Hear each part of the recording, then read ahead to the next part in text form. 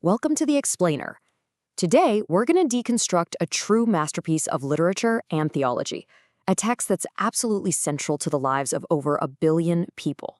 Think about this. For over 1 billion people, there's this one short chapter of the Quran that they recite at least 17 times, every single day. It's woven right into the fabric of their daily prayers. It's the first thing they learn, and probably the last thing they'd ever forget. So that begs the question, right? What is it about this tiny 25-word chapter, Al Fatihah, that makes it the very cornerstone of the Islamic faith? How can so much meaning be packed into just 7 little verses? All right, let's get into it. The first clue we have about its importance is actually in its many names.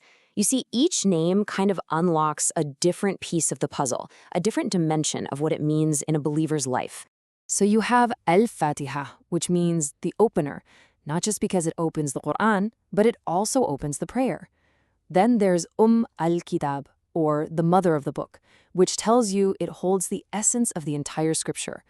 It's even called Ash-Shifa, the healer, and As-Sabo al-Matani, the 7 oft-repeated verses, which is a direct nod to its central role in daily worship. And get this isn't just any chapter. Sources say it's seen as a totally unique revelation.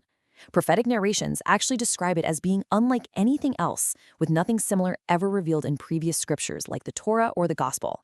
Okay, so beyond its incredible spiritual weight, Al-Fatihah is also considered a flat-out masterpiece of linguistic and structural design. Seriously, there's a hidden genius to its composition that's just wow.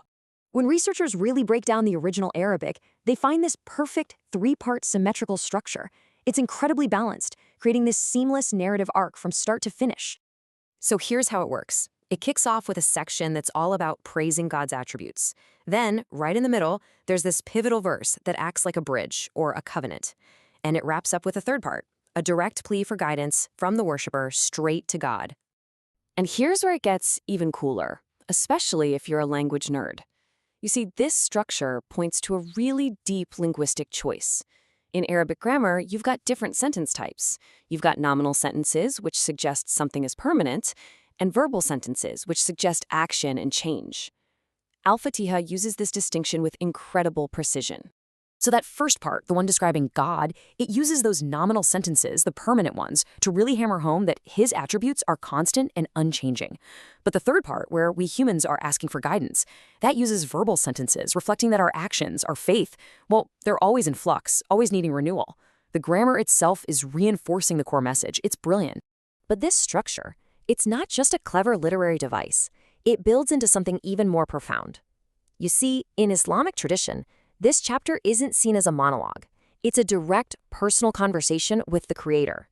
There's this special type of sacred narration called a hadith qudsi. That's where the prophet relates the words of God directly. And according to one of these, when a person starts reciting Al-Fatihah in their prayer, they're not just speaking at God. They're starting a dialogue. So when you recite that first verse of praise, the tradition says God responds directly, acknowledging your words. The worshiper keeps going, this time affirming God's divine mercy. And once again, a divine response comes, confirming that this glorification has been heard. And here it is. This is that central verse we were talking about. It's the turning point. It's a powerful declaration of exclusive worship and reliance, really sealing that covenant between the human and the divine. And right at that moment, the narration says, the relationship is totally affirmed.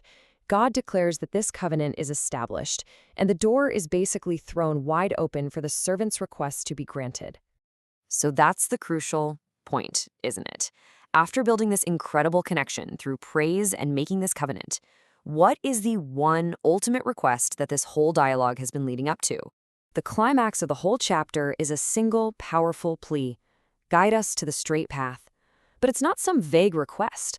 The chapter immediately goes on to define exactly what this straight path is, by showing us 2 other paths we need to avoid. Commentaries on this verse break it down into 3 distinct groups. First, there's the straight path, which belongs to the blessed. These are the ones who manage to combine knowledge with righteous action. Then you have the paths to avoid. There's the angered, who have the knowledge but choose to ignore it.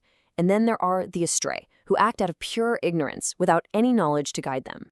Now, for some historical context, It's important to mention that some classical commentators, like Ibn Juzay, for instance, did associate these groups with specific communities.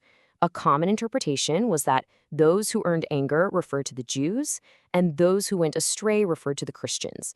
This is just one of the lenses through which these verses have been understood historically. And all of this brings us to the final unifying theme of Al Fatihah. When you put all these pieces together, the perfect structure, the call and response dialogue, the final plea, you get to its core message, the beautiful, perfect synthesis of knowledge and action. You can think of the whole chapter as a complete spiritual roadmap. It starts by laying the foundation, which is knowledge, understanding who God is, the Lord, the merciful, the King. And then it builds the structure on top of that foundation with action, worshiping, seeking help, and praying to live a life that actually reflects that knowledge. So we'll leave you with this thought. When it's recited every single day, this chapter isn't just a prayer. It's like a constant recalibration. It's asking us, every day, to stop and think about whether our own knowledge and our own actions are in balance, to keep guiding us along our own straight path.